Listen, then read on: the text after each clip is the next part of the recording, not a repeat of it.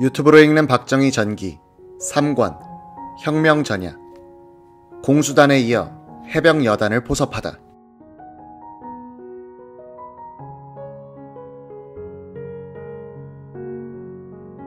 합법을 위장한 혁명군 출동 계획이 될 폭동 진압 비둘기 작전 계획을 짜면서 육관구 작전참모 박원빈은 자신을 신임하는 육관구 사령관 서종철 소장을 속이는 일이 괴롭기도 했다. 참모장 김재춘 대령은 같은 혁명파니까 이 작전 계획의 숨은 뜻을 알고 결재를 해주는데, 서 사령관은 박중영이 올리는 작전 계획서를 검토하고는 칭찬을 아끼지 않았다. 1961년 3월 6일부터 11일까지 이 작전 계획에 따른 훈련이 서울에서 실시됐다.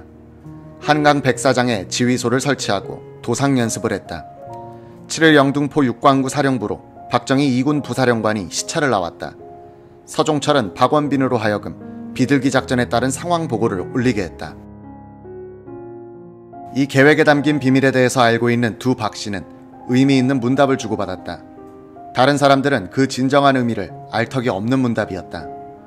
이때까지만 해도 박원빈은 직접 박정희로부터 군사혁명 이야기를 들어본 적은 없었다. 박정희는 보고회가 끝나자 서종철 사령관실로 들어갔다. 박원빈이 따라 들어가서 그동안 바빠서 찾아뵙지 못했습니다 라고 인사했다.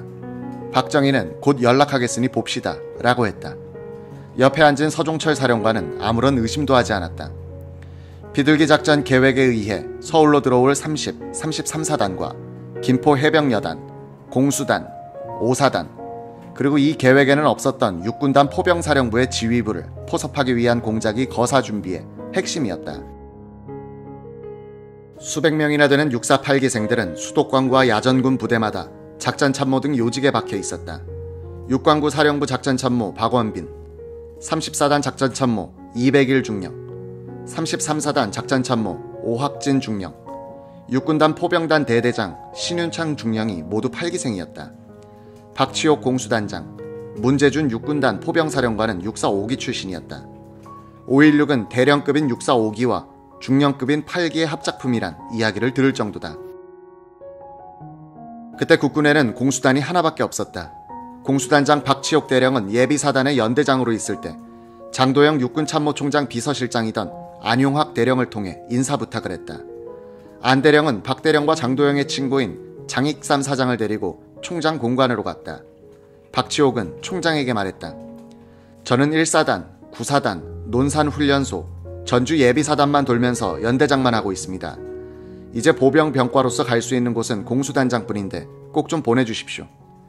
장 사장이 나서서 야, 하고 싶다는데 한번 하게 해줘라 라고 장도영에게 말했다. 공수단장에는 강원채 대령을 보낼 생각이요. 장 사장이 또 거들었다. 야, 강원채나 박치옥이나 똑같다. 강원채는 몸이 너무 커서 낙하산 못한다. 장도영은 마음을 바꿨다. 좋소, 한번 나가보시오. 그 대신 당신은 나에게 충성을 다해야 하오. 박치옥은 그 은덕을 잊지 않겠다고 다짐했다고 한다.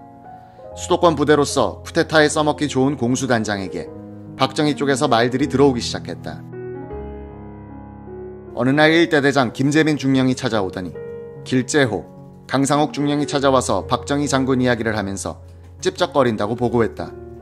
박치옥은 별명이 있을 때까지는 그들과 만나지 말라고 지시했다.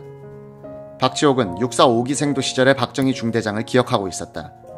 박정희 중대장의 과묵함이 무언가 사람을 끄는 멋이 있었다. 육사에서는 기합과 구타가 횡행했다. 박정희는 그런 짓을 하지 않는 유일한 장교였다고 한다. 그가 주는 기합이란 것은 주말에 외출을 나갈 때 경례 연습을 하고 나가게 하는 정도였다. 한편으로 박치옥은 고향인 황해도에서 공산당에 붙잡혀 한 달간 고생한 적이 있었다.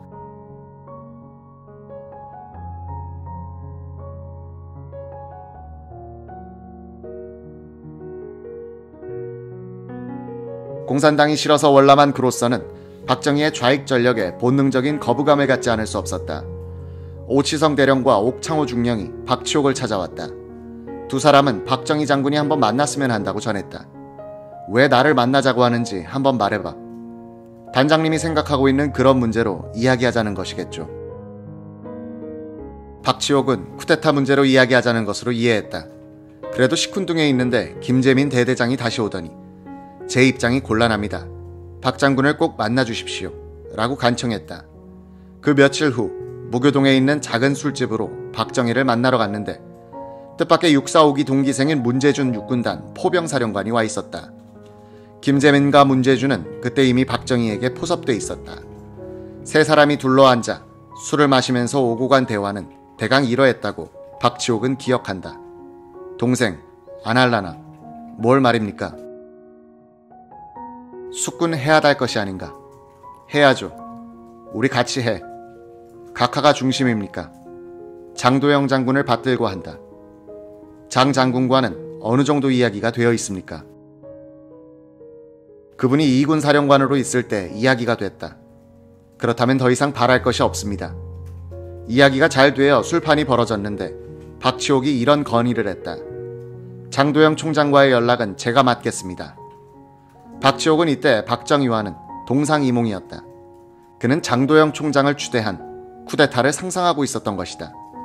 박정희는 장 장군과의 연락은 가급적 내가 하겠다고 했다.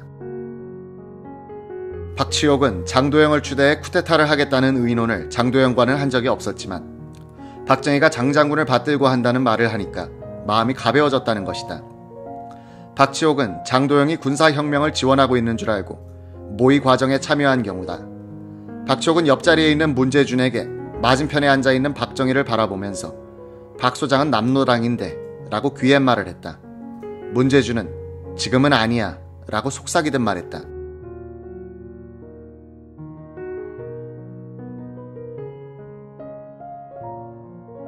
박치옥 공수단장이 박정희 소장과 술을 마시고 있는 자리에 자주 들락날락하는 점퍼 차림의 사나이가 있었다.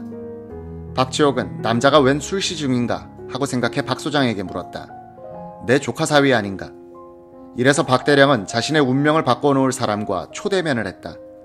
김종필은 포섭한 장교들과 박정희가 직접 접촉하는 것을 제안했다. 그 자신이 주로 대구로 내려가서 처삼촌에게 보고하고 지침을 받아오곤 했다.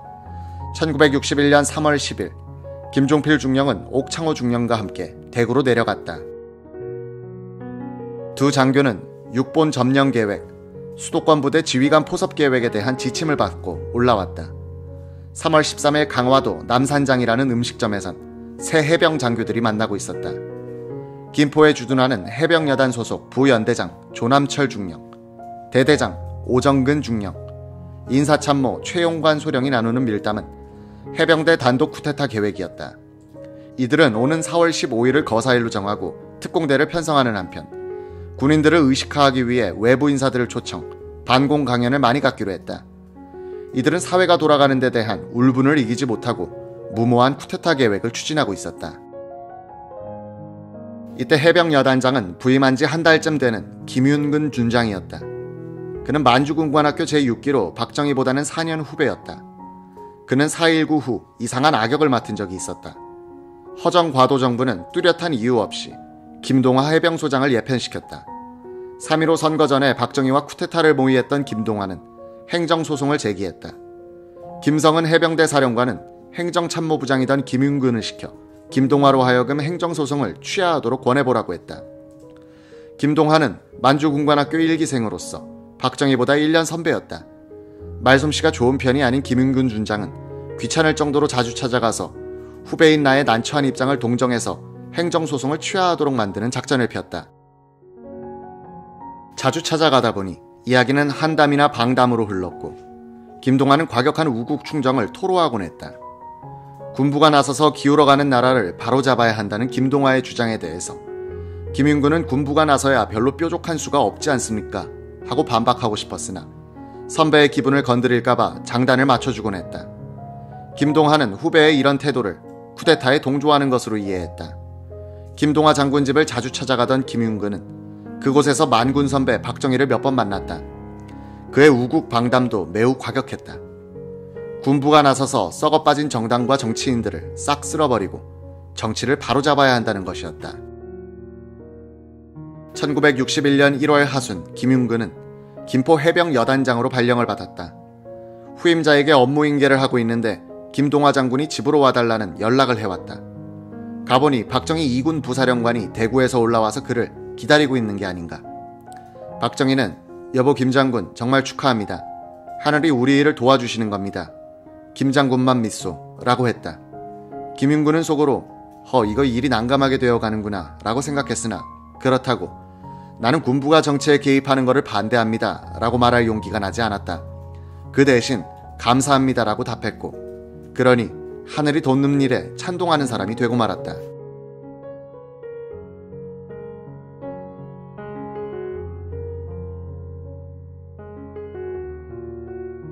수도권을 위협할 수 있는 김포에 주둔한 해병여단은 비록 연대 규모이긴 했지만 그 전략적 위치로 해서 쿠데타를 성공시킬 수도 막을 수도 있는 잠재력을 갖고 있었다.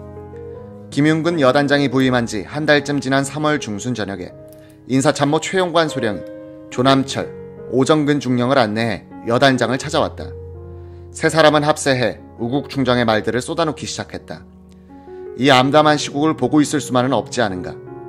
군부가 구국 차원에서 나서야 되지 않겠는가 하는 토로였다. 김 여단장은 정치는 정치인에게 맡겨두어야 하고 군인은 국방에만 전념해야 한다고 타일러서 돌려보냈다. 약 일주일 후 세 사람은 다시 찾아왔다. 그들은 또 군부가 나서야 한다고 역설했다. 김 여단장은 속으로는 동지가 나타난 것이 기뻤지만 신중을 기하기 위해서 정색을 했다. 그런 말 하려거든 앞으로는 내 앞에 나타나지 마라. 새 장교는 사과를 하고는 물러났다. 다음날 김윤군은 세 사람의 사람됨을 조사시켰다. 입이 무겁고 책임감이 강한 사람들이라는 평이었다. 며칠 뒤 세 사람은 다시 여단장을 찾아왔다. 이 무렵 우리 학생들은 판문점에서 북한 학생들과 만나서 통일 문제를 의논해보자고 나서고 있었다. 세 사람은 이 현상을 화제로 올리면서 학생들의 불장난이 나라를 위태롭게 하는데 군부가 수수방관만 할 수 있느냐고 흥분했다. 도대체 군부가 나서서 무엇을 어떻게 하겠다는 거야? 계획이라도 있으면 설명해봐. 세 사람은 구상하고 있던 해병대 단독 쿠데타 계획을 설명했다. 해병연대의 일부 병력을 끌고 나가서 정부 청사를 점령하고 요인들을 체포한다는 것이었다. 그런데 그 뒤의 계획이 엉성하기 짝이 없었다. 새 정부를 어떻게 구성하고 정치를 어떻게 해나갈지에 대한 부분은 백지 상태였다. 정부를 뒤엎은 후에 더 잘할 수 있는 방도가 없다면 공연히 혼란만 일으키는 게 아닌가. 그러니 여단장님을 모시고 하자는 것이 아닙니까? 김윤군 준장은 웃으면서 말했다. 나도 정치를 잘 모르고 그러나 당신들이 나를 지도자로 삼고 혁명 거사를 하자는 것이라면 함께 의논해 봅시다. 우선 논의하기 전에 다짐받을 것이 있어. 혁명이란 대사를 논의할 때는 일신의 영달이라는 불순한 동기를 게재시키면 내분이 생겨 혁명은 실패해. 세 사람은 일신의 영달을 위해서 혁명을 하자는 것이 아니라고 자신있게 맹세할 수 있는가? 세 사람은 우리는 절대로 일신의 영달을 위해서 혁명을 하자는 것이 아니다라고 맹세하고 김윤근도 맹세했다. 그런 뒤 김윤근은 박정희 장군과 김동하 장군이 주동하여 혁명을 계획하고 있다는 사실을 털어놓았다. 그는 바로 그 자리에서 오정근 중령의 대대를 거사부대로 지정했다. 병력 보충이나 물자 보급에서도 오정근의 부대를 중점적으로 지원하기로 했다. 박정희는 공수단에 이어 해병여단을 포섭함으로써 쿠데타를 하는데 적합한 기동력을 확보했다.